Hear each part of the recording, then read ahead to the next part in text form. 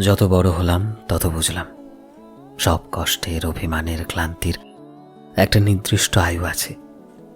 রাগ, হতাশা, না বলা কথা, না পাওয়া যত অনুভূতি, সবকিছুর গভীরতা যেন ঘুমের তলায় ঢেকে যায়। একটা ঘুম মাত্র 6 ঘন্টার। তারপর সকালবেলা উঠে মনে হয় সবকিছু এতটা ভেঙে পড়ার মতো তো ছিল না। যে অশান্তি কাল রাতে বুকে চেপে বসেছিল, আজ আর তার কোনো ছায়া নেই। সময় আর ঘুম এরা অদ্ভুতভাবে মানুষকে সারিয়ে তোলে। সব ঠিক হয়ে যায় না ঠিক, তবে কিভাবে বাঁচতে হয় তার ইশারা দিয়ে যায়। তাই আজকাল খুব কষ্ট পেলেও নিজেকে বলি, চল ভাই একটু ঘুমাই, কাল সকালটা নিশ্চয়ই হালকা হবে।